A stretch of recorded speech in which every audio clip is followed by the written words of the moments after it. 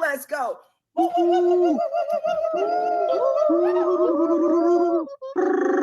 Wow. Okay, Renee, I just appreciate you so freaking stinking much. But before we do anything, hello, can you hear me? We can't hear you. Oh, no, they can't hear me. Hold on. For him. Hold on. Can y'all hear me now? Sound right. Hold up. Welcome to the Breakfast with Champions. I'm going to do a real quick. Renee, what an incredible segment. Can y'all hear me? Thank you so much. Trevor, whenever you're ready, just talk. We can't hear you. You cannot hear me. Now. Oh, no. But we are in the Breakfast with Champions Millionaire Breakfast Club. Hold on. Time out. Wednesday.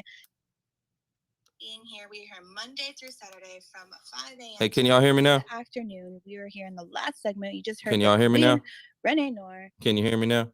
Trevor, you back? Can you hear me now? Muted, my friend. Can you hear me now? Can you hear me now? Still cannot hear you.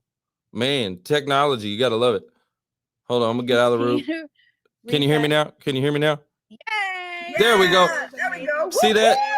That's called troubleshooting. Okay, I had to leave the room. Okay, I had to leave the rooms. Clubhouse, y'all messing up over here. Okay, who's the CEO of this Clubhouse thing? Okay, what's his name? What's his name? Anybody know? You know what, Trevor? Sometimes I turn off my Wi-Fi. Yeah. And sometimes you turn off the Wi-Fi, then you can connect sometimes better too. That's Man, I tell you what, they're just coming up in here shaking things up. Okay, so I had to leave the room, come back in, but that's okay because we're gonna rock and roll. What I was gonna say before, I was muted up in here is that let's give a big old yay for winning Wednesday for Renee. Okay, if everybody can unmute your mic right now, give me a big old yay for Renee. Let's go. Yay. All right, Renee, we appreciate you dropping the freaking mic. And I know she put the link in the chat for y'all to go check out. Okay, she put the link in the chat for y'all to go check out. So y'all need to make sure you're doing that. Okay, but let me go ahead and reset the room. Okay, I want to go ahead and reset this room. Let's rock. Let's roll. Let's go. Cash flow. Well, good morning. Good morning. Good morning. My name is Trevor Houston, and this is Breakfast with Champions, the Millionaire Breakfast Club. And this is your opportunity to get a seat at the table with those going the places you know you can go and doing the things you know you can do. Now, we don't see this clubhouse divider with a stage on top and an audience down below. No. Instead, we look at this as the world's largest breakfast table, full of motivation, education, inspiration, and even a friendly competition with the positive intention of pushing your momentum in the right direction. Now, listen. If you ever miss a segment, you can go download the Breakfast with Champions podcast, subscribe to listen anytime. So head on over to bwcdaily.com, grab the link and subscribe. All right. So we got an amazing show for you today. I'm super pumped and excited, okay, because I got another world changer for y'all. I got another world changer. That's what I do around here, okay? I bring y'all the brightest minds. I bring you, the motivation, the education, the inspiration. I bring you transformation is what we're going to be talking about today. Transformation. So I want to know in the chat, okay, if you are not necessarily where you want to be, okay, maybe you want to improve your life in any area. Like, let's just put it this way. If you think that you have potential to improve your life in any area, I want you to just go ahead and put a 1 in the chat. Okay, put a 1 in the chat if you think you got it all figured out. You know what I'm saying? I give you full permission to go ahead and exit the room. That's all I'm saying. You got full permission. You can leave. But if you feel like you got some room to improve in your life, which I know I do, okay, then just put a 1 in the chat. I'd love to hear from you. And I also want to give some shout outs to the LinkedIn audience. I see Mubina. I see Lisa Parker. She says 1. Good to see you, Lisa. Lana. We've got a audience over there on LinkedIn and YouTube and Facebook and everything else. So we're all over the place right now. But I want to give some shout outs to the Clubhouse Room, Shatisha. We got Stephanie. We got Jessica. We got Duke. Everybody's saying 1. So you've got room to improve, right? So I think we have that consensus down. So today in this episode, we're going to sit down with Jake Kauffman, and he's an international transformation coach and spiritual mentor dedicated to guiding purpose-driven, visionary men and entrepreneurs on their path to growth in life and leadership. Okay. Now, he's got a track record. Okay. And that track record, I'm not talking about a record like I got. I got a record, like a rap sheet, you know what I'm saying, from when I was a juvenile. No. He's got a track record, okay, of empowering countless men to reach the next level in various aspects of their life, their business, their relationships. And his mission is to facilitate radical healing and transformation, enabling individuals to embrace their full potential and fulfill their life's purpose.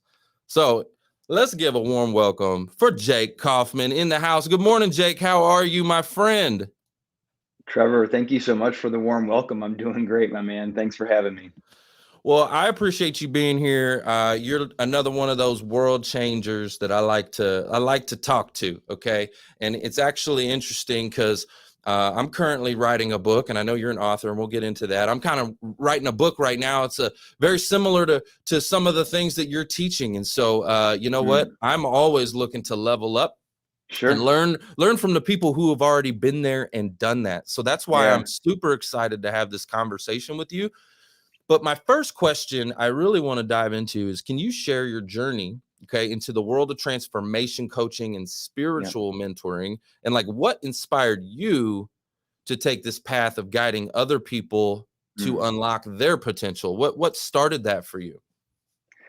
Great question. And I appreciate you asking. Again, thanks for having me on the show. Absolutely. So this all kind of started for me when I was I had really started to establish myself in my career, started to experience some corporate success, started to climb the ladder. All of these various things were starting to work for me. But on some level, I was deeply unfulfilled with what I was doing. Mm.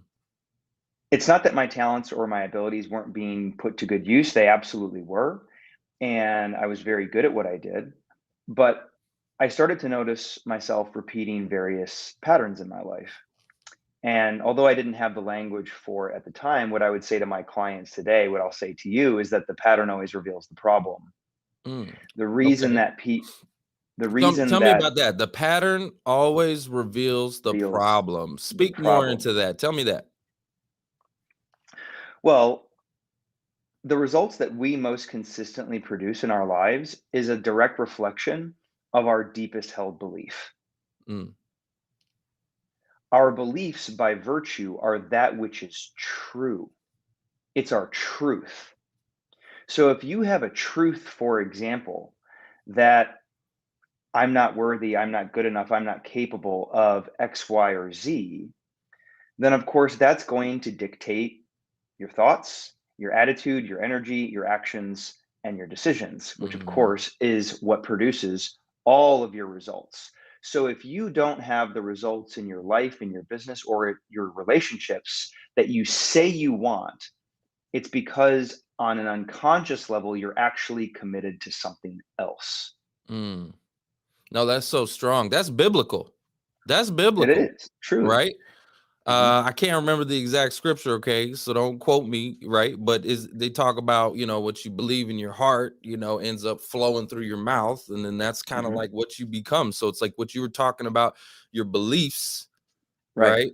End up, Correct. your actions and everything else that you're doing. So if you believe that you're worthless, then you're going to go out there into the world and you're going to, start speaking things negative upon yourself, and then your actions are going to be probably worthless actions. Like you've already, you know what I mean? You're going to start doing things that aren't worthy of, anything great in life. Potentially. Yeah. Potentially. Or, and this is the case especially with most high achieving, ambitious, driven men, entrepreneurs, people, what is that it causes them to actually overcompensate because they have something to prove. They have something to protect. Ooh. And it causes them to posture. Ooh. Right? Hold up. So let me get into that. That was me. Okay. I'm just going to be real here. Okay. Sure. So growing up, I mentioned kind of as I did the intro into the show, I was in and out of juvie and made a lot of mistakes early on in life, and was kind of like kind of like a throwaway almost. Like Sure. I was not supposed to make it. Let's just put it that way. Sure. Anyways, so once I finally did start to have some success in my life, Hmm. I was overcompensating. Like I like had to be the best. I had to be Right. like there was a driver because I felt so, I guess, worthless. I felt like, and I had to prove that I'm not. And so I was Right. overcompensating for that. So let's talk about that a little bit. Same energy, different strategy. Okay. When you were a juvenile, Hmm. you rebelled. Yes. A lot. Then you started to mature, and you're like, okay, this this strategy doesn't really work. It's not that effective, right? It's Mm, getting me in trouble. yeah. I'm going to try a different strategy, Yeah. but it was coming from the same energy. Oh, no, I love that. I'm actually writing in my book, I say a positive place to channel my energy because I had that R- energy. I just Right. needed to put it in a positive place, not a negative place, a positive place, and not a destructive place. So I love that. I love that you said that because that's exactly Sure. what I talk about in my book. Right. So, although the outcome was very, very different, right? In this case, it produced your success. Ultimately, the approach had you perform over top of your pain, over top of your neglect, over Mm, top of whatever abandonment or abuse that you experienced early on that initially caused you to rebel. mm, Now it became this performative approach where you took that pain and you channeled it toward ambition, right? Towards success, towards being this high performing, high achieving individual, mm, right? But that had you perform over top of your pain, your neglect, your abuse, whatever it was that you experienced early on in childhood. This is true for most highly driven, highly ambitious, highly accomplished individuals, especially entrepreneurs. mm. They've actually done a lot of studies on this when it comes to the quote unquote right amount of trauma that it takes for someone to experience to be successful. But So ambition, are you saying, okay, hold up. Are you saying all the underachievers out there, they just haven't had enough trauma in their life, right? They need a little bit more trauma, a little more drama actually for it your might mama? actually it's the opposite. It's likely that they experience too much Oh, snap. Okay, so the underachiever experiences way too much trauma that they just kind of to shut down? to where it's crippling, correct? Ooh, To where it's okay. crippling. Ooh. Obviously, this person is going to be prone to addiction, Mm, just like the high performer. But those addictions, those coping mechanisms are going to be debilitating to the point of crippling them from being able to achieve success in life. That's not typically the person that I serve, although that's a huge issue, right? What is a much more sinister issue is the person who is constantly chasing after success, justifying it behind the guise of ambition, when in reality, mm, it's addiction. mm, Same energy, different strategy. And this is mm, what I ultimately discovered going back to how we started this conversation around my story. Here I am, this very accomplished individual. I'm climbing the corporate ladder, but on some deep inherent level, I'm left empty and wanting, mm, and I'm unfulfilled. So I intuitively knew that I needed to take a look underneath the hood. I needed to figure out what was driving all of this, right? What was responsible for the self sabotaging behavior patterns that started to show up in my career, that started to show up in my romantic relationships that were consistent to where it started to become like this same package, different bow, same song, different dance type of scenario. Again, the pattern always reveals the problem. And so, what did I need to do? I needed to go back into my past and address my pain because mm. until we reconcile the pain from the past, what will we do? we will inevitably recycle it in the present moment. And Mm, so it was in the process of doing that that I acknowledged an experience that I went through growing up as sexual abuse. mm. Me too, man. I had that. I had that. Yep. It's rough, man. It's tough. I mean, and for men especially to uh Right. to open up to that, you know what I mean? It's like it's hard, but yeah, so anyway, sorry, I didn't mean to cut you off, but me No, too. you're fine. I'm sorry to hear that, but I appreciate you being willing to share and for your vulnerability. This happened when I was 12 or 13 years old.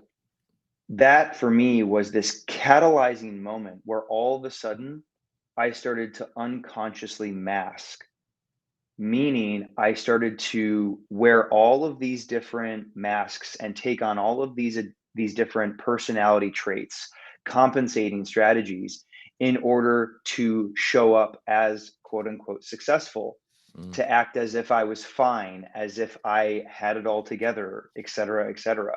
So the image, the persona that I was projecting was of success. mm, And it ultimately had me perform.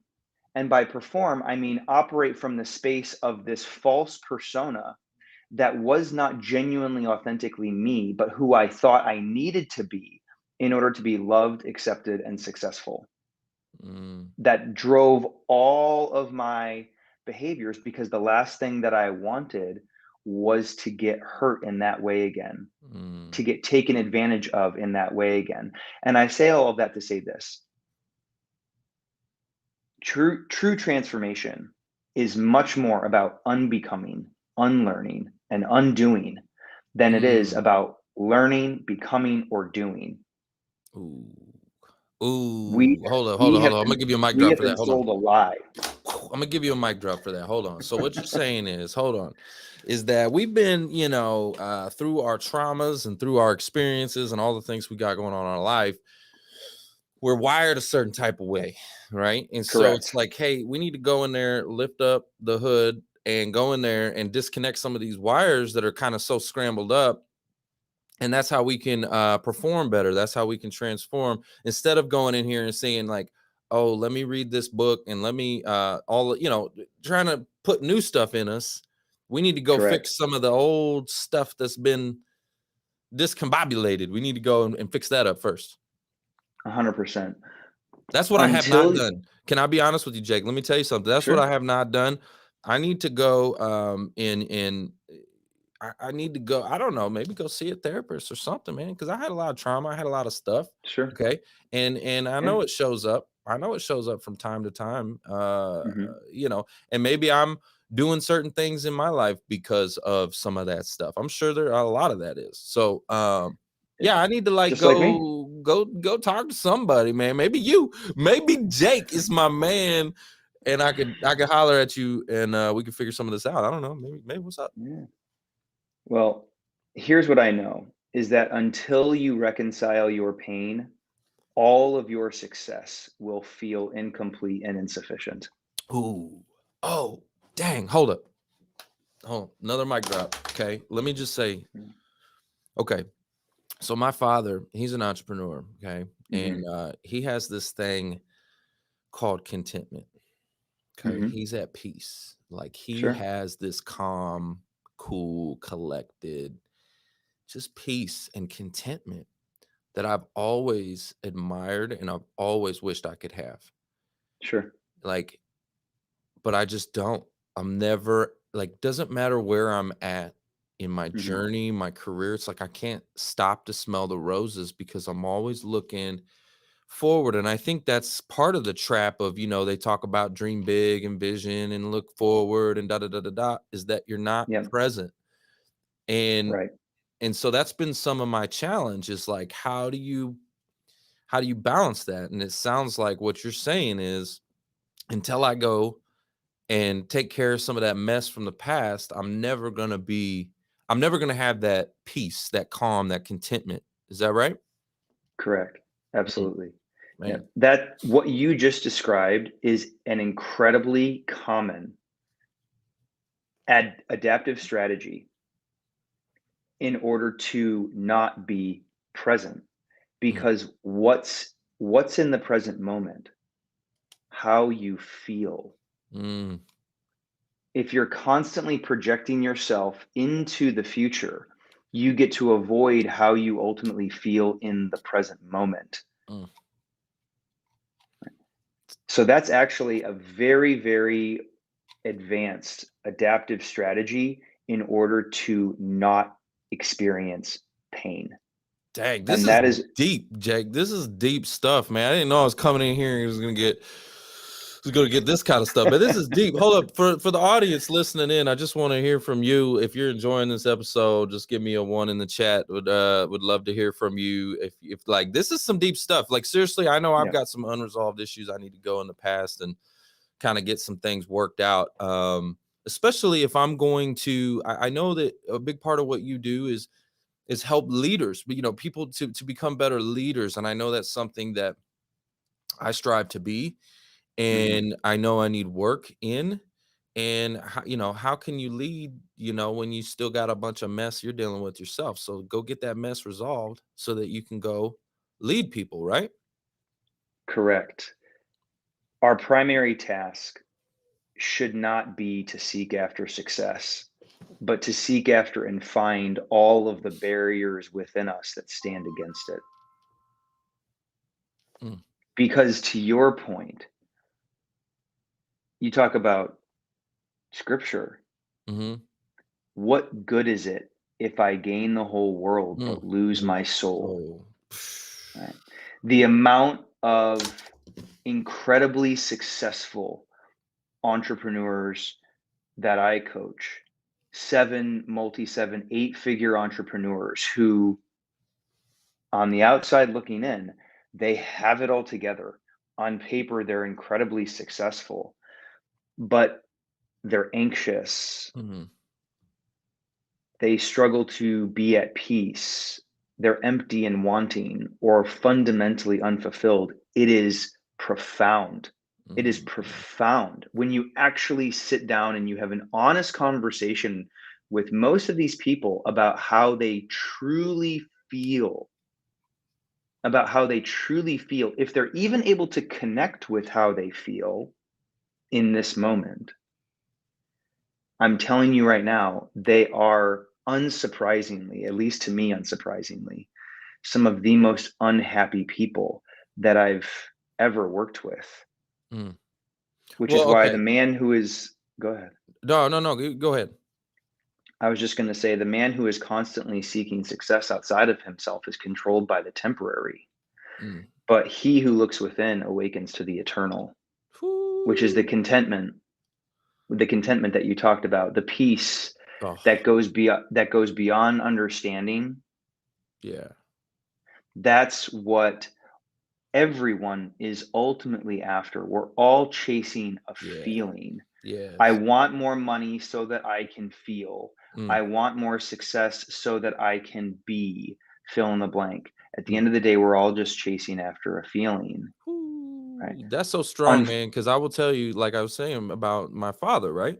So my father, content, calm, cool, collected, peace. Like that's what you see. And that's the vibe, the energy. And it's like amazing. And I've always wanted that. And it's like, but he wasn't always, like he was an entrepreneur and a business owner, and he wasn't like trying to take over the world with his business. Like he was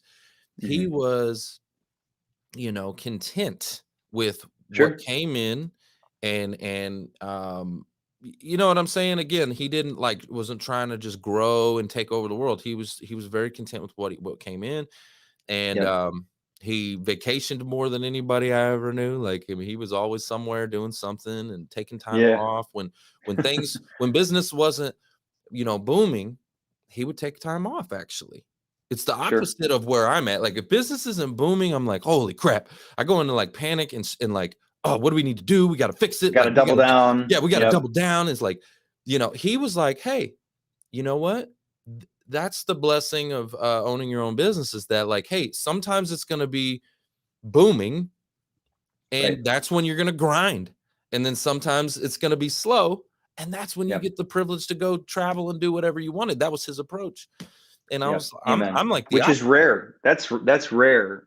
Is that crazy or what? Someone, Like my dad, I gotta learn from him. Hold up.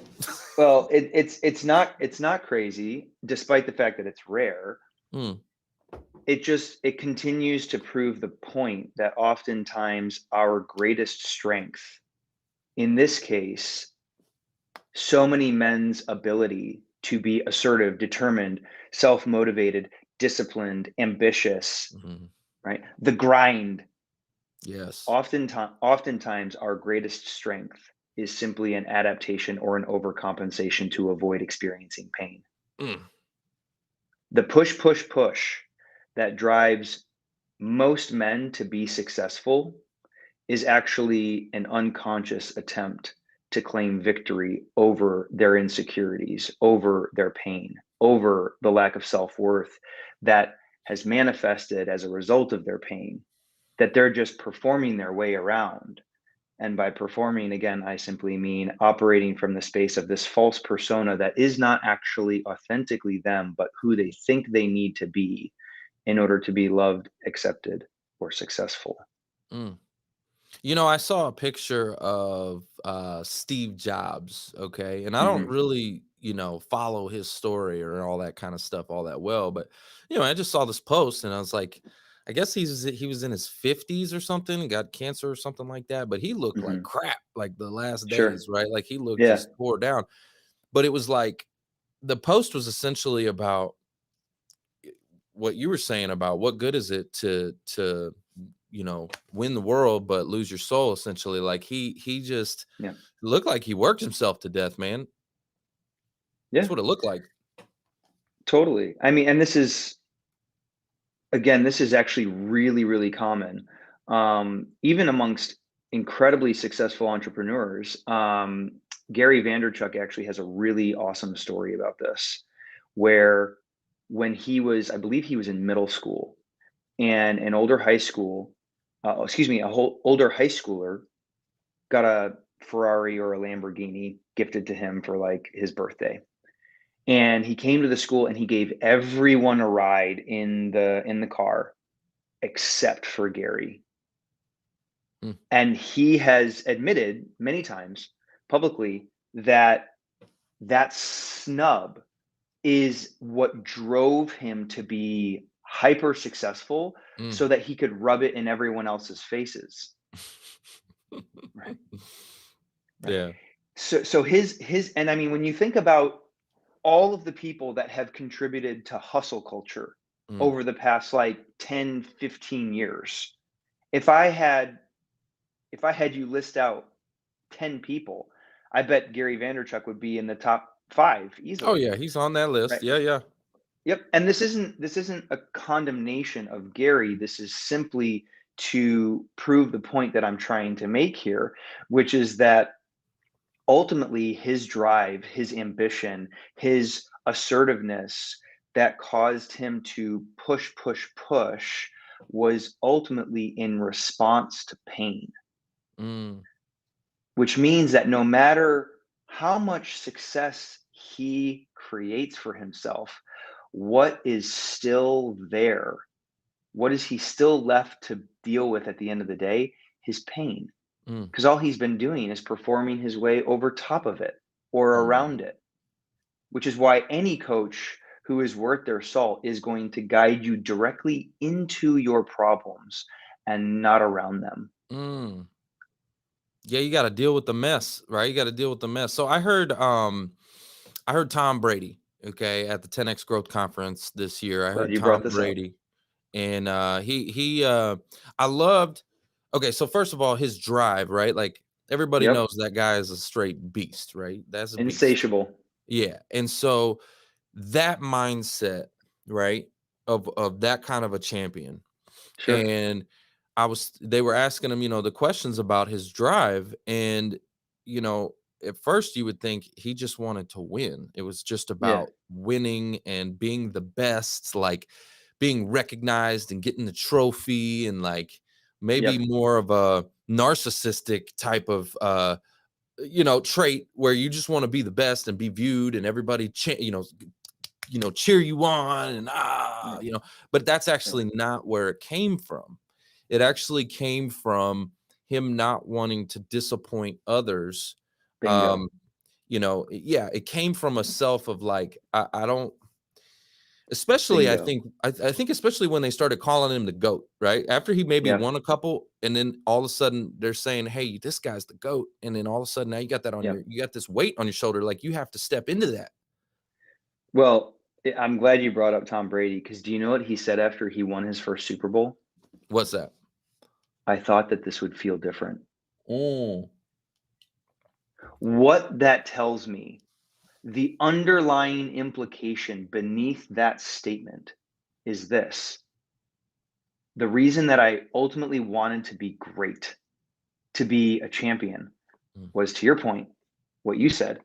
I didn't want to be a disappointment to other people. mm-hmm. Right? So he won, and guess what he was still left to confront? Other people. The possible disappointment of other Yep. people, and the belief about himself that fueled that. That fueled that. So he reached the mountaintop. Yeah. He, accomplished the pinnacle. Won a Super Bowl, was the MVP of that Super Bowl, and he was still left to confront and deal with the belief that he harbored about himself that made him think that he needed to be great in order to not be a disappointment to other people. Because if you think about it, what is the belief that's beneath that statement? I don't want to be a disappointment to other people. It's, I am a disappointment. So Yeah. his drive, his ambition was just a compensating strategy to avoid experiencing the painful emotions attached to that belief that I am a disappointment. That's like super strong, and I can actually relate in a way, because I've had times where, again, I was overachieving and got to be the best and winning the trophy, like in my world, the trophy, and I was the top producer and all this kind of stuff. And I remember Me too. I remember a specific Me too. Yep. I remember a specific time where I got into financial services, and it was like, I got to be the best. I got to win the trophy. Okay. Got to be the top producer. And I remember just grinding it out, and I did it. Okay. Yep. And I did it, and it was awesome. It was that Super Bowl moment, right? I got to go up on the big stage, and everybody's celebrating me, and we're dressed to the nines. It was an Oscars theme. I got the Oscars trophy, you know what I mean? Like, I'm like, yeah. They had the song, all I do is win, win, win, no matter what, go on the stage, right? And I'm like, yes. It was like a Super Bowl moment. And I remember the next day feeling empty, feeling just empty. Like, and I don't know where that feeling came from, but I just know that every time I've hit that mark, I've always the next day felt the most empty I've ever felt in my life. Like, can you explain maybe where that comes from? Is it just I've released all the, like, I don't know, the chemicals, the dopamine or whatever, the stuff that's inside that makes you feel that heightened level of just, is it just a chemical thing? Like, I've released it all, and so now I'm just like dead? That is part of it, yes. That is part of it, yes. And if you watch, if you're familiar with Andrew Huberman from Huberman Lab, he talks a lot about this, where in those pinnacle moments, right, your brain is obviously flooded with dopamine. And then obviously there's the come down, right? So you experience this elation of your brain being flooded with dopamine. And then obviously it drains out, and you have this come down experience, which can feel slightly depressive. Very depressive, actually. Very depressive. Like, I am not a depressed person. But in those moments after I've hit and crushed it and got that Super Bowl, ring, it's like the next day I feel super depressed. Absolutely. And totally. And so I've always wondered that, like, what is it about that that makes you Yep. feel that way? You know what I mean? Right. From a spiritual perspective, right? Because what we just talked about was more so like the biological perspective, the brain-based perspective of experiences like that. But here's what I will say: from a spiritual perspective, the hyper-masculine game that most men play in order to become successful was always meant to fall apart. Hmm. It has to. That's the only way that we can go from this phase or this stage that is defined by our own self-importance to this stage or this phase where we know peace and contentment, Mhm. like your dad. Mhm. But what allows us to get from here to there? What allows us to go from, this hyper masculine, hyper vigilant game that causes us to push in the name of success or achievement to ultimate peace and contentment? It's suffering.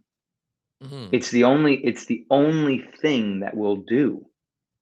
And Mhm. that's what happens when we confront our pain. Before Jesus ascended into heaven, what happened? He descended into hell, right? That this is the true pattern that we Mhm. try to deny Can all I the time, ask all on the that? time. Like when you Of said course. that, it brought something to my mind. Okay, it brought something to my mind. Okay, it's kind of like you can't fully appreciate Hmm. the sunlight without some rain. Correct. Like Yeah, it's you a can't paradox. fully appreciate joy without some pain, right? And Correct. so, like when you were just saying that, when you were saying before he went up into heaven, he went down into hell, and like like that kind of just brought that to my mind. Like, you know what? It's almost a gratitude game. Okay, you got to go through some struggle and some pain and some what was the words you just used? Uh Not the words you just used. It was not torment, but struggle, some not Suffering. suffering. Yeah, you got to go through Yeah. some stuff, right? To Right. wake up and like, man, smell those roses and be like fully appreciative and in peace and in contentment. You've got to have gone through some things, right? Correct. I mean, like you mentioned, um, failure in many ways is the doorway to success, right? we Mhm. learn we learn how to walk by falling down. We learn how to get it right by doing it wrong, Mm. right? The pattern is this: as much as we try to deny it, we suffer to get well, we lose it to find it, we give it away to keep it, we die to live. That's the reality. That is the reality. But we've been sold this lie that forces us into this state of hypervigilance. I don't know if you've noticed this, and this is not to put you on the spot, but do you notice how you grab at the collar of your shirt? Do I? No, I don't notice this. What do I do, man? You got to tell me. Hold up. What do I do? You got to show me. Everybody on Clubhouse, you're not watching online. You need to be watching online. You know what I'm saying? Just saying. Okay. Right? That's a sign of an unexpressed flight response. An unexpressed flight response. Okay. Yeah. Talk to me. Fight, flight, Yep. freeze, fawn, all of the Mm-hmm. basic survival strategies, Right. right? Just like the wiggling in your chair that you're doing right now. Oh, yeah. From a Yeah. psychosomatic perspective, these are signs of an unexpressed flight response, Mm, which tells me that you've experienced some trauma. We've all experienced trauma, to be clear, because we now know that trauma is much more about what happened inside of us as a result of what happened compared to what actually happened. Meaning, how we internalized it, the beliefs and the stories that we made up about ourselves as a result, like Tom Brady thinking, I'm a disappointment. Therefore, I don't want to be a disappointment to other people in mm, my life. Therefore, I'm going to be the best. And I'm going to adopt this hyper masculine, hyper successful persona that will settle for nothing less, right? mm. we've all experienced trauma. That's not the question. The question is, how have we internalized it? What were the beliefs, the stories that we have made up about ourselves as a result that continues to drive our behavior, that keeps us trapped in suffering? And for most people, that looks like being addicted to success or being addicted to achievement. Mm. That is easily justified behind the guise of being ambitious, having a growth mindset, having a strong, powerful work ethic, wanting to leave a legacy or have an impact. Those are some words I use. What I Right. impact. You know Yep. what I'm I'm not saying? Make an impact, which I totally do. Right. Actually, right. it's funny. So my driver now has shifted a little bit in my life, where it was Of course. money, then it was Yep. trophies and like the winning the trophy, right? Being the best. Yep. And then now it is impact. Like I like Sure. production is still, obviously it has to be, Sure. but it's not the most top of mind thing that I think about all the Right. time. And now it's more like when I get Yep. those messages that come back, man, this message really helped me, or man, you don't understand. Like you prevented me Yeah. from committing suicide. Like that is actually a Yeah. big one for me. I get a lot of those messages. So Amazing. like that one. So impact is important, but talk to me more about that, because it sounds like it's still Yep. maybe a mask of something Sure. deeper. Totally. And this is in part a lot of the work that I do with, my clients. There's the conscious motivation, excuse me, there's the conscious desire and then there's the unconscious motivation, right? For example, the conscious desire for Tom Brady was to be the best, was to be great, was to win championships. The unconscious motivation, nothing wrong with that. There's nothing inherently wrong with wanting to be the best or wanting to be great at something. But the unconscious underlying motivation beneath that conscious desire was what? I'm a disappointment. And therefore, in order to not be a disappointment, I need to be the best. I need to strive for greatness. That's where the juice is. That's what has most men struggle with anxiety, depression, and suicide. Mm. From a spiritual perspective, it's what has us reach these or have these pinnacle experiences, but wake up the next day and be in this depressive state because we haven't fully reconciled the pain from the past. And therefore, after this pinnacle experience is over, what are we left to still confront? Mm. The same pain, Mm. even if we're unaware of it. Mm. Now, even if you are aware of it, there's a big difference between uncovering something and undoing it. Mm. There's a very big distinction there. Okay, let's talk about that, because I know. Okay, uncovering Yep. something. I know what my trauma is, man. Okay, Right. Yeah, most I know people what do. I've been through. Okay, Right. I know it. And man, I'm writing a book about it. Okay, I'm putting it Yes, in sure. detail, and I'm about to let the world know what's going Yep. down and what happened. Yep. But anyways, but that doesn't. I don't know if it necessarily undoes anything or solves anything. So talk to me about Correct. how do we undo some of this Yep. bad wiring. Yep. Well, it's the distinction between, realizing that like, oh, there's rats in the attic. Mm, That doesn't change the fact that there's rats in the attic. that's true. That just means you've become aware of the issue. Mm. You still have to hire a pest control person, and you still have to have them It's come almost in. worse to know, because like they say, ignorance is bliss, right? So Right. Correct. now that I know there's rats in the attic, now I actually have to do something about it. That sucks. Correct. Yeah, exactly. Now I actually have to address the problem. Now I actually Right. have to confront the issue. Right. And Right. that's obviously the hard part. How to undo this? Every hero needs a guide at the end of the day. Every hero needs a guide. And by that, I mean all of us need someone who is capable of taking us to places within ourselves that we are incapable of getting to on our own. Mm. Yeah. Here's what I mean by that. The number one goal of the ego is to maintain the status quo. How does it do that? Or what is the best way for it to do that? It's to hide the truth from you.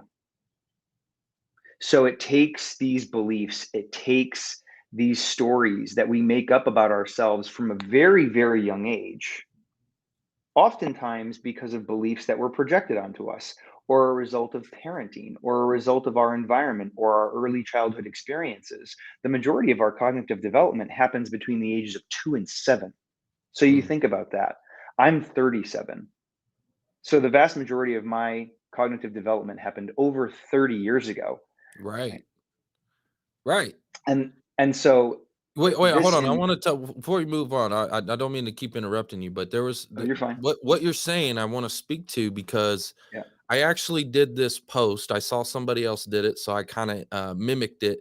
And Yep. basically, what the post was when I was, 8 years old, this happened. Yep. When I was 9 years old, this happened. When I was 10 years old, this happened. And you go through your Yep. entire like every year, like write down, you know, uh, Yep. and so I went through, and from the age like 8 to 16, there Mhm. was a lot of trauma. So there's Sure. an 8-year period, but I'm Yep. 36 years old, right?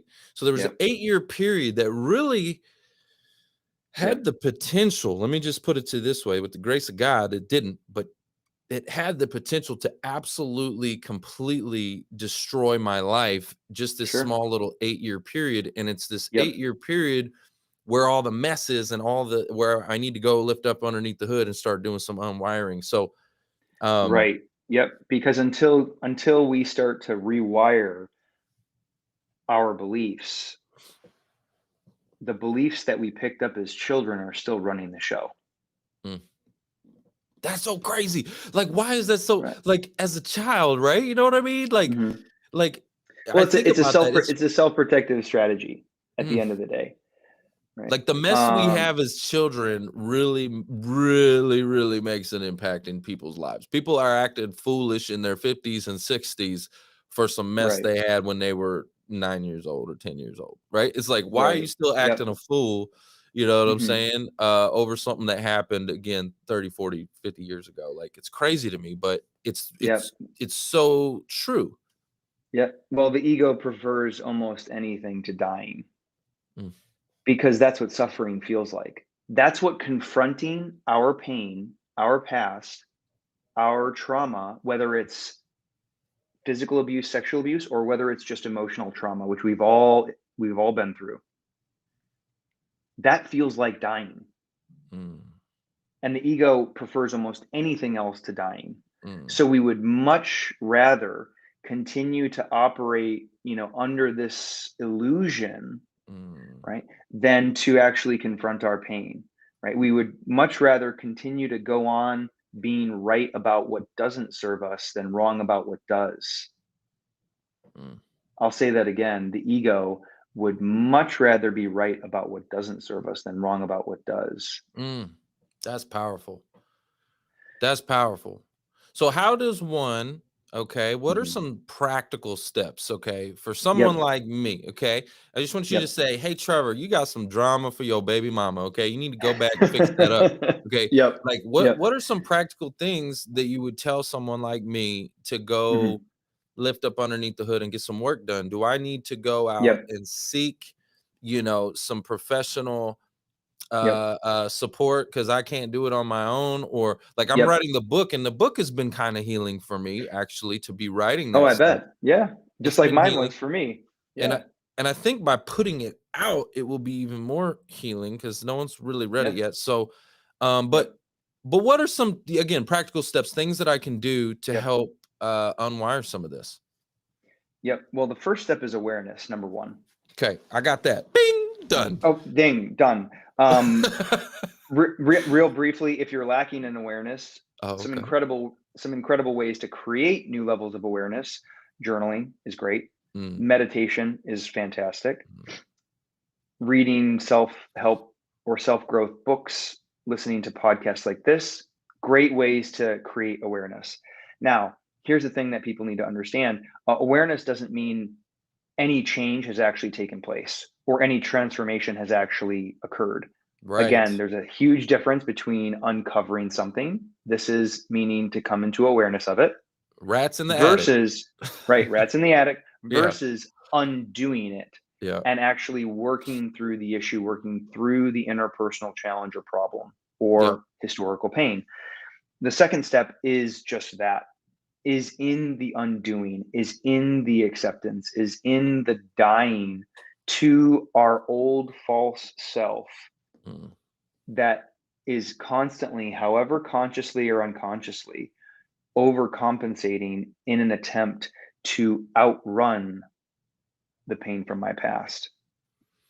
And that's when I would suggest that you have to hire a coach, Mm. hire a therapist, or a counselor, because we can only accomplish so much on our own because our ego is actively working to hide things from us, right? Which is why we all have blind spots. Tiger Woods had a coach. Michael Jordan had a coach. They were the best, and they knew that they still had blind spots, right? Because you can't see the forest through the trees. You can't Yep. read the label from inside the The box. bottle. Yeah. Right. Yep. Exactly. And so you have to hire support at a certain point in time in order to be able to break through your interpersonal challenges or limitations so that you can live up to your full potential. Yeah. That is the reality. And that's what my book is about. It's a blueprint for growth. It's a Well, blueprint. hold on. I do want Yeah. to. I want to go Yep. like this because let's Do talk it. about that for just a second, Yep. okay? And not to push back or anything like that, because trust me. I mean, I'm like, I got the mess. I'm aware I've got some rats Yep. in the attic, right? So, but however, like let's go back to the Tom Brady. Okay, he Yep. had some trauma, some undealt trauma that Mhm. drove him to be the GOAT, right? Yep. Right? Like, see what I'm Yep. saying? So, okay, on one end, this trauma, right? Like you said, they did Yep. stats on it, and some of the top producers and achievers in the Yep. world have undealt with mess.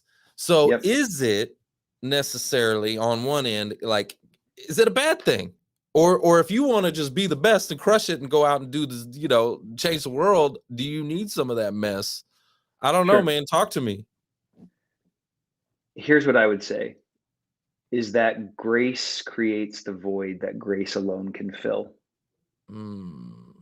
Wait, say it again. Grace? Or God, if you prefer that language. God creates the void that God alone can fill. Oh my God. Hold up. Mic drop. He creates the void that only Correct. he can fill. Wow. Wow, that's good. He allows us to go through suffering. He creates this void within us that in a success-driven, achievement-oriented society, we constantly are looking to things outside of ourselves to fill this void that exists within ourselves. But the Sure. only thing that will ever suffice is a higher purpose and a higher Yep. power. That's it. So okay, so let's just say, right? You get the attic, you get the rats out of the attic. Yep. Okay. But those rats that were in the attic, okay, and so you get the rats out of the attic and you fill that void. But let's say those Yep. rats were what was keeping you up and Yep. keeping you. That was your driver. That was your motivator. Yep. That was your thing that was Yep. pushing you. So how do you replace that? What do you do now? Are you just are you less like you have less fuel in the tank? Motivation? Yeah, less No. motivation. No. More. No, you have And here's more. why. And Okay. here's why. Okay. What fills the void? God, Yeah. spirituality, a relationship with a higher purpose and a higher power. It's a higher force for living. Ooh. It's a higher force for living. So, Ooh, your fuel. Hold on. So correct. instead of your mess being your fuel, right? They say turn your mess into your message. Okay, which Right. I like that. But instead Yep. of your mess being your fuel, now you're putting that supernatural in you. That's super fuel, right? We got that Correct. Yep. that premium, okay, premium Yep. gasoline. Okay, we're not putting that Yes. unleaded, right? We're putting that Right. premium gasoline in the tank. Correct. Yep. Because if you think this Ooh. is a great way to think about it. If you use your mess to inform your message, right, your purpose, right, that works. It does. The question is not whether it works or not. The question is it sustainable? Mm, And in my experience in coaching incredibly successful people, some of whom you probably know because they're having a huge impact in the world of social media, of the online coaching space, in the self-help world. In my experience, the answer is no, it's not sustainable. mm, It leads most people to burnout, mm-hmm. to feeling anxious, overwhelmed, stressed out, struggling, feeling empty and wanting, Mm. where nothing's never enough, kind of like Tom Brady. Yeah. Right? He constantly needed another Super Bowl, another Super Bowl, another Super Bowl, Hmm. right? Lost his wife through that stuff, through that mess, right? Lost his wife because of that. Right. Exactly. Right. Right. And so using your mess as fuel is a great driver, but in my experience, it's kind of like gasoline. Mhm. Gasoline is an incredible fuel, but it burns fast and it burns quickly. Right? We need a more sustainable fuel, and that's what spirituality does. That's what a relationship with a higher power does for us. It's a higher force for living. So it's significantly more sustainable, and it actually can withstand suffering. Mm. Mm. Because I Mm. promise you, Mm. Mm. Mm. if you or anyone who is listening to this, the price that you will have to pay in order to quote unquote reach your full potential, and I realize that is somewhat esoteric in nature, the price that you will have to pay is suffering. Mm. We can't achieve our way to our full potential. That is a complete and utter myth that we have bought into hook, line, and sinker. The reality is we don't achieve our way to our full potential. We die our way there. Oof. Oh man, I heard somebody say, hell is when you die and you go to them pearly gates, right? And you meet the true version of yourself, the highest potential, the greatest version of yourself, and you meet that person. Mhm. Okay, and Yeah, that's hell, right? Like, dang, this is the person I could have been. right. Yeah, where all Yeah, of a sudden the person you could have been meets who you really are. who you really are, Um, right? Absolutely. Yeah. And that's when you think about, if we go back to scripture, Jesus was constantly talking about dying to the flesh. Yes. I believe, and a lot of Christian mystics believe that the flesh was actually just referring to Mm, the false self, who we think we need to be in mm, order to be loved, accepted, and successful. So the key to living is to die before you die, mm. metaphorically speaking. Die to this persona, this person who you've become, right? And that's what our personality is. The word personality derives from the Latin word persona, which quite literally means mask. So when you think about that, your personality is not who you are, it's who you've become, Wow. Man, this is some largely in deep. response to pain.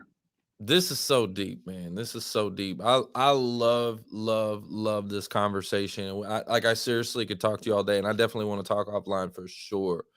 I do want to ask a couple more quick questions before Mhm. we wrap up here. First question is, I want to know about your book. Okay, Let Mm. Love In. Okay, I love the title, by the way. Let Love In. The Yep. pain stops when the truth starts. Okay, Yep. so I love the title. Can you give the audience a glimpse into the core message and just Yep. maybe a couple of key takeaways? I know we've been Yep. talking probably a lot about it already, but core message, key takeaways. Yep. Well, I mean, I could have titled the book "Let Success In, Let Love In," right? Let Vitality In. I could have named it any of those things. The reason being, we all have a threshold in terms of what we feel safe to receive. in terms of financial abundance, in terms of success, in terms of love, in terms of career opportunity. Anything that exceeds that threshold, that goes beyond it, we experience it internally in our nervous system as a threat. And so what will we do? However consciously or unconsciously, we will push it away. And this is depicted incredibly well if you're familiar with the stats around lottery winners. Over 70% of lottery winners either go broke or are in a worse position financially prior to have winning the lottery within like 3 to 4 years. I already Very know. quick. Absolutely. Very I already quickly. know. I do not want to win the lottery. I know that for sure Yep. because it will destroy me because it would just destroy me. Yep. I already know. I already know. Yep. So the big thing about the book, as I was going through what we will refer to as this deconstruction process of dying to this identity, this persona that I had unconsciously built, all of these masks that I had started to wear in an attempt to not get abused again, not get hurt again. All of those things had to come falling down, and they had to fall apart in order for me to experience the contentment, the joy, the peace that we are all ultimately after, regardless of what your personal goals are, regardless of what your vision is for your life, the impact that you have on the world, your purpose. Whether you're aware of it or not, I truly believe we all have a divine purpose. Some people know what that is and they're actively pursuing it. Other people are in search of it. Regardless, the best way to either fulfill your purpose or discover your purpose is through your pain. Not to use your pain as fuel, but to reconcile your pain so that you can go on this further, larger journey, right? Where you get caught up in transformation and transcendence. And you're brought into a relationship with a higher purpose and a higher power, a higher force for living that ultimately is what will be the key to you reaching your full potential. Man, I love it. I love it, Jake. Let me just tell you something. And I got one more question before we wrap this up. Okay. So obviously it's very clear to me, you're a faith-driven man, right? In this world of like cancel culture and all these kinds of things that are going on here, a lot of pushback from whatever you want to call it. But have you experienced any of that firsthand? Have you experienced, because you're obviously very open about your faith in God and things like that, and so have you experienced any pushback or anything like that? I'm just curious. A little bit. I have been, as someone who has an online business, obviously it requires that I consistently market myself. And so, I've been told that I'm self-righteous, that I'm full of myself, which, it doesn't bother me whatsoever because I'm very well aware of the fact that we see as we are. So people who see me in that way or experience me in that way, that's their story. It's their filter, right? It's their interpretation. Right. We see as we are. So I realize that their experience of me has nothing to actually do with me. But what I will offer as a lesson around this, because I always see this as a really poignant conversation, most of the world is operating in a split, meaning we feel like we need to pick a side, Democrat, Republican, pro LGBTQ, anti LGBTQ, right? Because we can't deal with the inherent tension that is present in every paradox. That's why we can't deal with the fact that ultimately it's never an either or conversation. It's a both and conversation. Yeah, Gary Vee talks a lot about that too. Yeah. Right. Can I fundamentally disagree with you and still show love to you? That's where we need to get to, y'all. Quit Quit all the hate is all I'm saying. And I think, they talk about hurt people, right? Right. So these people online, I'm seeing, from what I see, is people are really hurting, man. Like there's a lot of hurt, there's a lot of pain. And so Yeah. like let's have a little empathy for other people's pain. And if you get somebody trolling you, understand that that person is hurting. Okay. You got to think of Mhm. where that person has to be to put that much energy and just blah, blah, blah, blah, blah, in the chat or whatever in the comments. Like that person's really got to be kind of at a low point in their life. And so, Correct. yeah, Yeah. like, yeah, it's, Yep. and I was talking about on the last episode too. It's like, hey, you know what? It's always the people watching the game that are the most critical. Okay, they're not in the game playing. Okay, but they want to act like they're the coach. Okay, they're in Right. the stands over there yelling at you. You suck, blah blah blah, and they're just they're not playing. So why are you worried about somebody who's not even in the game? Don't worry Yep. about it. Okay. Matter of fact, Yeah. I have a formula to how to turn a hater into a raving fan. If you want to know how to turn them into a raving fan, right? Take it out of the comments section. Okay. Do not respond in the comments. Why? Because the comments is a public forum. Okay. And you'll never win that battle in public. Okay.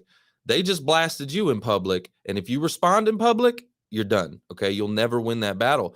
However, take it to a DM and just say, hey, you know what? I really appreciate your comment. Thank you so much, for giving me your perspective. Right. I just want to make sure though, is everything okay? Are you all right? Is everything good? Can I help you? Can I serve you? Can I do anything for you? Okay. Is there anything I can do for you? Is everything okay? And you know what? They will, most of the time, okay, they're going to feel like crap that they blasted you because you took the grace approach, okay? And you took it offline. You took it to a DM privately and you asked them, hey, man, is everything okay? Are you all right, man? Can I help you? Is there anything I can do for you? And all they want is attention anyways. These people just want attention. And so all of a sudden you give them the attention that they're requiring, but you're doing it in a way like, hey, man, is everything okay? You good? And you'll be surprised. A lot of times they're like, man, I'm sorry. I really didn't, but whatever. I just felt, this or that. And, thank you so much for, da, da, da, da, da. And all of a sudden you flip them into a raving fan for you because you showed them some love and some grace and some appreciation. But if you respond in the comments, it's not going to go well. It just won't. What are your thoughts on that? The law of energy. If you run your life, if you operate your business based on universal law, you can't help but win. And the law of energy is exactly what you just spoke into. Whether or not you realized it is another conversation. When someone leaves a hateful comment, right, on one of your posts or your content, and you respond to it, you're just amplifying the energy around it. Exactly. That's all you're doing. You're just adding fuel to the fire, in other words. Mm-hmm. So the law of energy states wherever our focus goes, energy flows. And so when we respond, like you mentioned, we're just adding fuel to the fire. So the best way to quench the fire is to actually do nothing. But if our ego still has something to prove, something to protect, or if we're posturing, well, then we're not going to be able to deal with not saying anything. Right. Yeah, because it triggers us. It triggers us on the inside, and we're like, what? Yep. So I totally get you because that's usually where it comes from for me to respond is like, Yep. I want to respond. I want to handle this because I'm a problem solver. And so to me, this is a problem, right? And I'm trying to solve the problem. And but I've also noticed by doing it, when you turn them into a raving fan, you flip them. Okay. Yep. Show them the attention that they're seeking. They're attention seekers, right? That's all it is. So all of a sudden you do that, you turn them into a raving fan. And what happens is in the future, let's just say someone else is blasting you in the comments. This person will actually come and defend you. It's crazy. I've seen it before where they're in the comments like, nah, man. Like all of a sudden they're your best freaking fan. Like, so that's why I do it is I'm trying to flip them. I'm trying to just convert them real quick into Right. raving fans instead of haters, you know? Yeah. It'd be like, I'll give you an example. It'd be like, okay, if you're watching a sports game, okay, like if I'm watching a Cowboys game, and let's Yep. say Dak Prescott, right, just blows the game, and I'm in the fans like, Dak, you suck, man. Man, why are you piece of garbage? And I'm just blasting him from the stands, right? But then imagine Dak heard me and was like, dude, hey man, come on over here, and like took me out of the environment of the other fans who are haters too. Took me out, took me to the side, took me to the locker room and said, man, dude, I'm out here trying, man. You know what I'm saying? I appreciate you, dude. I'm gonna try harder, man. Are you okay though? Is everything good? Right. I would feel like, oh snap, Dak just like, right? And I would Yep. never hate on him again. You would never see me in the stands ever, ever, ever doing that again. Matter of fact, next game, the hater that's next to me who's yelling at Dak, I'm gonna be like, dude, shut up, man. Dak's awesome, man. He's trying. He's like, look at him, you know? Right. So, Yep. anyways, that's kind of my analogy, and it works pretty well. So, for those online, listen, y'all need to try that. If you got some haters and you want to flip them into raving fans, go check that strategy out. It works pretty well. Love that. Man, Jake, I just got to tell you, this has been an awesome conversation. I literally could go all day with this, like literally. But tell me real quick, where's the best place for the audience and the listeners to connect with you? I want them to blow you up, man. Matter of fact, if you're tuning in right now, I want you to take a screenshot of this show. Okay, if you're watching it online, if you're listening online. We'd appreciate a review. Give us a 5-star review to help us get more listeners and things like that, and help people discover the show. But what's the best place for the audience to connect with you personally? So the best place to connect with me is either via my website, awakewithjake.com, or my Instagram, which is I am Jake Kauffman. So that's JakeKauffman. Amazing. Well, Jake, we appreciate you so stinking much. Guys, that's the show. It's all about who you know. Bye. All right, what I want to do real quick before we wrap this up, I do want to go ahead and give some shout outs. I see Gary Rogers over here. I see, oh man, he's blowing the comments up. Gary, I appreciate all of the love and support, man. I really do. He's blowing the comments up. Rhonda Williams in the house. Good to see you. We got Khaled Hassan. We got Lisa Parker. Love it. Angeline Moore in the house over there on LinkedIn. Mark. We've got Wesley and Edison and Chris. Good to see you. So here's what I'd like to do. I'd like to give the audience on Clubhouse just a moment before we wrap up and close the room. If you've got a question or anything that any feedback or anything, I got the man, the myth, the legend, Jake Kauffman in the house. I'd like you to go ahead and open up your mic right now, and we'd love to hear from you. Don't be shy over there on Clubhouse now, okay? Don't be quiet. What was your biggest takeaway, okay? I want to know who's taking notes over here. I mean, I got comments going out the yin yang, but don't y'all be shy, okay? Let's rock. Let's roll. Let's there go. was just Trevor. There was so much. This is Angeline Moore. Holy crap. What an incredible interview segment. Wow, Jake, I am so honored. Thank you, Trevor, for bringing him in this space. I'm going to be following you and listening more. I could not believe there was so much. I can't even wrap my head around it. I'm going to have to listen to the replay, watch the replays again, y'all. If you are not part of the Who You Know show already, subscribe, follow. It's wow.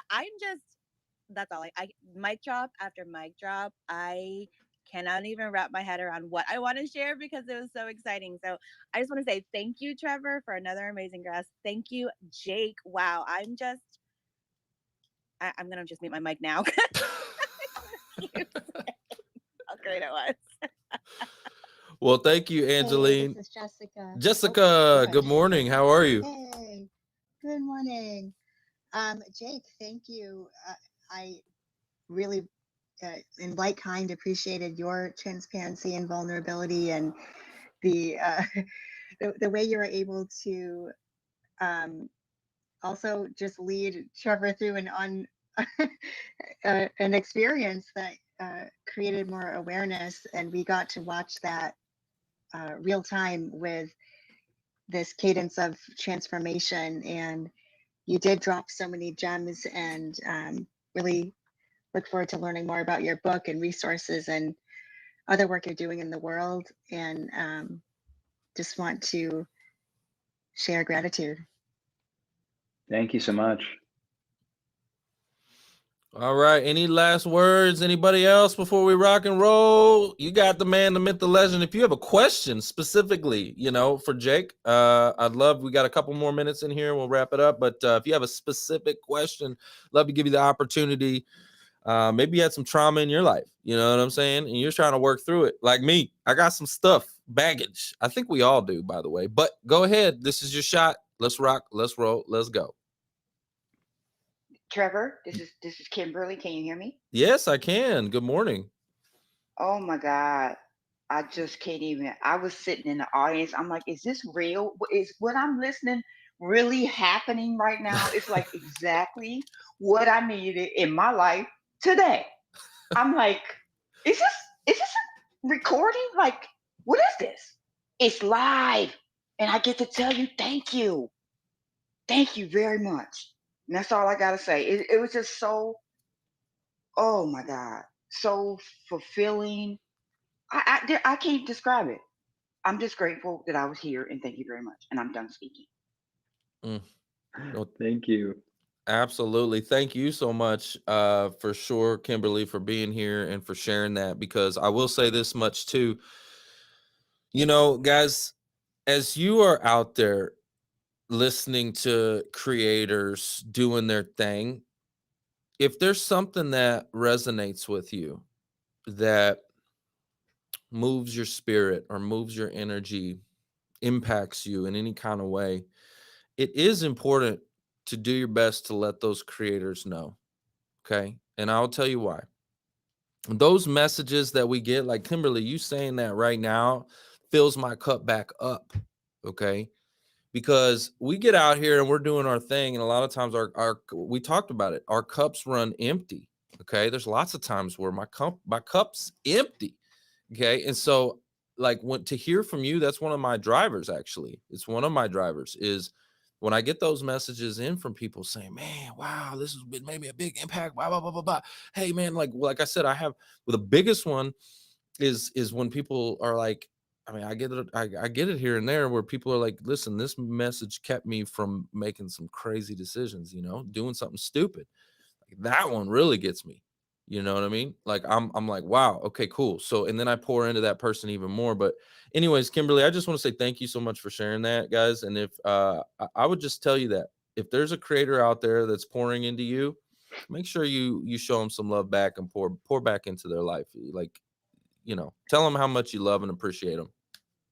But I'm gonna go ahead and wrap this room up, guys. Love and appreciate you. Oh, thank you, Love and Kimberly. appreciate you Thank very you. much. Well, I love you too. Thank you so much for being here. And we're gonna go ahead and wrap this We up. do have a quick question, Trevor. If there's some still time. Yeah, go for it. Shoot. Stephanie in the chat asked, "How do you reconcile your pain without getting stuck in it? Going back to the past is a nightmare." Say that one more time. I'm sorry. Remind me of that question. Nope. The question was, how do you reconcile your pain without getting stuck in it? So Stephanie was saying going back in the past is a nightmare sometimes. Ooh, Jake, that's you, man. Did you hear the question? I did. Yeah. And here's what I would say. As long as going into your past is a nightmare, that tells me that you haven't fully processed it and healed from it yet. Here's what I mean by that. Healing has to happen before transformation, first and foremost. We have to heal before we can transform. We're constantly being sold the message of transformation and the potential of transformation, but the reality is that we have to heal before we can transform, for it to be sustainable, long lasting, like a house built on the rock. Part of healing involves separating experience from emotion. Trevor, you've experienced some significant trauma. I've experienced significant trauma, sexual abuse. But through my healing, I have been able to grieve what happened and separate experience from emotion, so that when I go back into the past, I am no longer burdened by the sexual abuse that happened to me. I'm no longer burdened by it. I no longer feel sadness, shame, humiliation, embarrassment, anger, resentment whatsoever, because I have worked through and worked out that experience so much so and grieved it properly, thoroughly, that I'm no longer burdened by it. And if you're still burdened by the past or something that has happened in the past, that tells me that you haven't fully reconciled it yet. And you haven't actually broken through and transcended beyond the pain. There's still pain present. If you do adequately heal, eventually you will be compelled to create a bigger vision for the future. You will be, because you no longer have this pain holding you back. You no longer have this pain holding you back. So eventually you will, I promise you, you will start to create new goals for yourselves. You will start to create a more compelling vision or future for yourself. You will be motivated to have an impact in the lives of other people, be of higher service in the world and to others. You will be, I promise you, it'll be a natural response. You won't have to worry about it. Man, that's such a mic drop there too. And I'd like to add to that, Jake, if you don't mind. Please. So a lot of times, you know, and this kind of goes back from turn your mess into your message. Okay. You can only really do that, I feel like, if you heal from it. Yeah. Because, all right, let me just put it to you this way. A lot of times the things that you go through in life, those traumas, if you can heal from it and get to the other side, then you can actually use that as a tool or a weapon against the enemy, because the enemy wants to lie, kill, and destroy, and wants to use fear as a tool to do that. And so what the question was, you know, if I go back to my pain and my trauma and it's like a nightmare, right? Well, a nightmare says you're afraid to face it. Okay. Right. And again, the enemy uses fear to intimidate you so that you stay stuck, you stay paralyzed, and you don't become that best version, because the best version would probably use that message, whatever that trauma was. The best version would probably use that to actually help other people who are going through a similar situation. Right?